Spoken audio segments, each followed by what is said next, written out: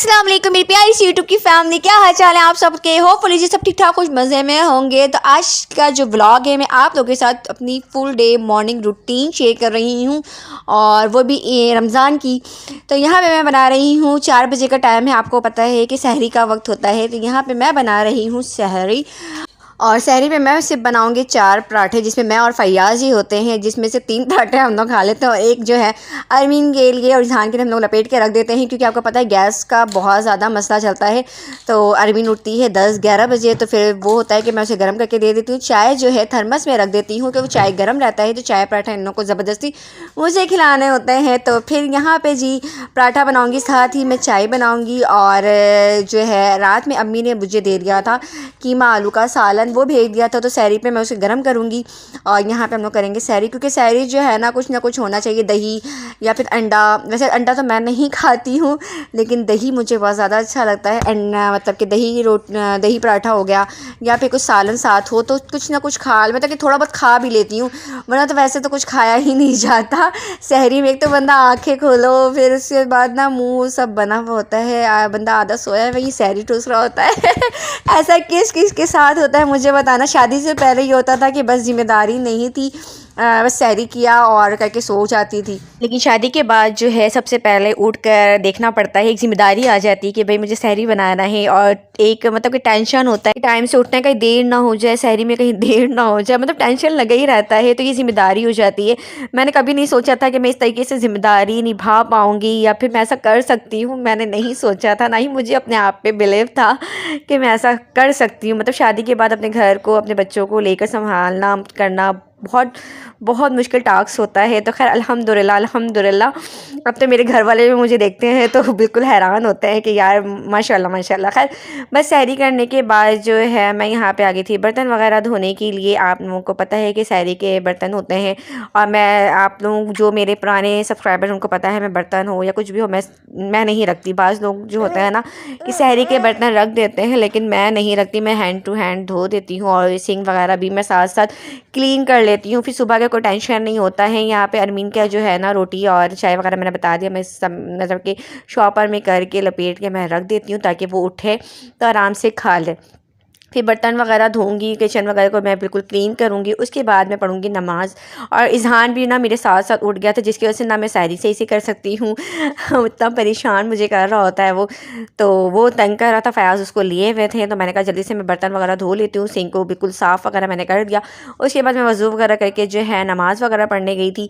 तो खैर सहरी का जो टाइम होता है बहुत मखसूस होता है, इतनी जल्दी टाइम गुजर रहा होता है, क्योंकि एक तो बिस्तर से उठने का दिल नहीं करता, मतलब नींद इतनी आ रही होती है लेकिन ये कि उठना होता है कि टाइम बहुत कम होता है, थोड़ा सा सुस्ती हो जाए ना तो फिर टाइम निकल जाता है यहाँ पे देख सकते हैं फयाज़ इज़हान को लिए हुआ था, मैंने कहा आप थोड़ी देर पकड़ें इसको संभालें, मैं फटाफट वज़ू वगैरह करूँगी, ब्रश वगैरह करके वज़ू वगैरह पढ़ के मैं नमाज़ वगैरह अदा करूँगी। उसके बाद मेरी जो मुलाकात होगी आप लोगों से वो अब होगी सुबह के टाइम।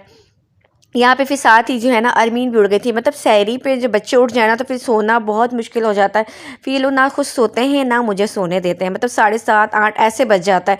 फिर लाइट चली जाती है 10 बजे, उसके बाद नींद ही नहीं आती। रमज़ान में नींद पूरी नहीं होती बिल्कुल, बच्चे इतना तंग कर देते हैं। मैं यही कोशिश होती है मेरी कि मेरे बच्चे ना सहरी में ना उठें, लेकिन फयाज़ कहते हैं कि नहीं उठाओ इन लोग को उठाओ।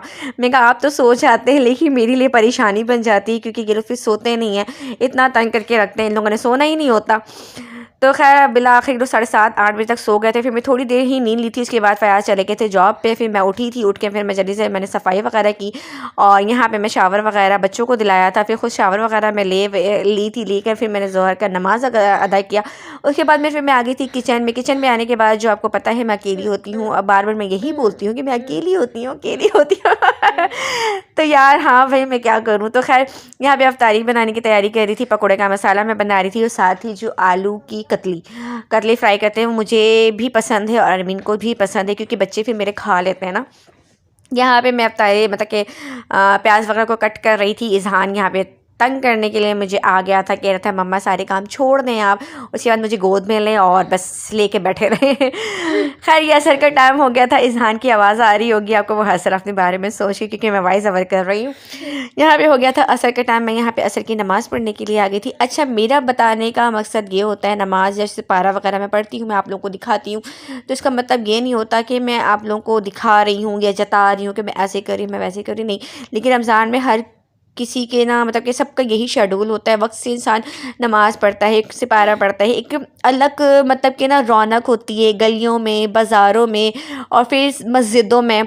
तो दिल भी करता है कि नमाज़ पढ़ना, बाकायदगी से सिपारा पढ़ना है। मतलब हम ऐसा भी होता है ना कि कभी ऐसा होता है लेट हो जाता है तो मुझे टेंशन होती है, यार मुझे नमाज़ अदा करना है। सबसे पहला काम नमाज का होता है कि मुझे नमाज़ पढ़ना है रमज़ान में। मतलब कि हर चीज़ें से आप मतलब कि बुरे कामों से आप हट जाते हो, आपका दिल नहीं करता, आपका दिल होता है बस इबादत करो कि यार मुझे सिपारा पढ़ना है, मुझे यासीन पढ़ना है, मुझे नमाज़ पढ़ना है। ऐसा किस किस के साथ होता है। अब तो ऐसा होता है कि एक वक्त का अगर नमाज़ छूट भी जाता है, अल्लाह ना करे वैसा भी हुआ नहीं है, लेकिन कभी ऐसा होता है ना कि देर हो जाता है तो एक दिल में ये होता है कि नहीं मुझे पढ़ना है यार। तो खैर नमाज़ वगैरह पढ़ने के बाद जो है मैं आ गई थी किचन में, जो अफ्तार की टाइमिंग हो गई थी, अफ्तार की तैयारी करने के लिए आ गई थी। यहाँ पे मैं शरबत वगैरह बना रही हूँ और साथ ही जो है पकोड़े को जल्दी जल्दी फ्राई करूँगी। अच्छा, यहाँ पे ना मुझे टाइम का पता नहीं चला, क्योंकि घड़ी से ना मैं सेल निकाली थी, पता नहीं इज़हान के खिलौने पे मुझे डालना था, क्या करना था, वो टाइमिंग वहीं रुक गई। और मैं समझ रही हूँ ना 6:30 मतलब 5:30 हुआ था और उस टाइम हो रहा था 6। मैं उस लिहाज से ना मैं अफ्तारी बनाने की तैयारी कर रही थी, लेकिन मेरे साथ मोए मोए हो गया था। मैं पकौड़े वगैरह फ्राई कर रही थी और अचानक जो है ना सायरन बज गया ना। तो खैर अल्लाह का शुक्र है, बहुत कम टाइम पे भी मैंने जो है ना कवर कर लिया था। यहाँ पे अफ्तार वगैरह करेंगे, अल्लाह का लाख लाख शुक्र है, अल्लाह का बहुत शुक्र है। रोज़ा बहुत अच्छा जा रहा है। आप लोग का रोज़ा कैसा जा रहा है मुझे कमेंट्स में बताइएगा लाजमी। तो यहाँ पे फ़याज़ आ गए थे जॉब से वापस, और उनको मैंने कहा ना वो अफ्तारी करने घर पे नहीं आते हैं, कंपनी में करते हैं, तो कंपनी वाले उनको बॉक्स देते हैं, सबको बॉक्स देते हैं, वर्कर्स जितने भी होता है अफ्तार के लिए। तो उस पर जो है इस बॉक्स में होता है समोसे, खजूर और केला और बिरयानी होता है। तो फ़याज़ जो है ना ये चीज़ें खा लेते हैं, समोसे वगैरह, बिरयानी ले आते हैं। तो इसलिए मैं दिन में खाना नहीं बनाती हूँ, क्योंकि फ़याज़ बिरयानी ले लेते हैं, क्योंकि अफ्तारी के बाद तो खाना नहीं खाना होता, बिल्कुल भी मुझसे तो नहीं खाया जाता। तो ये होता है, तो खैर हम लोग खा लेते हैं। नाइट ड्यूटी में है फ़याज़ की, जो मुझे सहरी वगैरह बनाकर देना होता है उस पर बनाती हूँ, लेकिन ए ड्यूटी पर मैं बिल्कुल भी नहीं बनाती। यहाँ पर इसके बाबा आके बैठे ही हैं। इज़हान यहाँ पे परेशान कर रहा है कि बस बाबा बाहर लेके चलें। यहाँ देख सकते हैं चप्पल लेके वो खड़ा है कि बाबा चले बाहर चलते हैं। तो यहाँ पे मैं चाय बनाई थी, चाय मैं आपको दिखा रही हूँ कि यार मैं ना दूध ताज़ा था बिल्कुल ना, तो दूध को बॉयल की थी, बॉयल कर करके जो है ना ये देसी घी ऑयल जो है ना इसको ऊपर आ गया था। मुझसे पिया नहीं जा रहा था, लेकिन फ़याज़ करे पी के देखो बहुत अच्छी चाय बनी है ना, कि देसी घी ऊपर आ गया। तो खैर इस चाय को मैं दिखा रही हूँ आप लोगों के साथ अगर ऐसा हुआ तो मुझे कमेंट्स में बताइएगा। और इस चाय के साथ ही मैं अपने व्लॉग को करती हूँ एंड आई होप सो कि आप लोग आज की मेरी मॉर्निंग रूटीन 4 AM रूटीन अच्छी लगी होगी, तो लाइक शेयर सब्सक्राइब कर दीजिएगा। अल्लाह हाफ़िज़।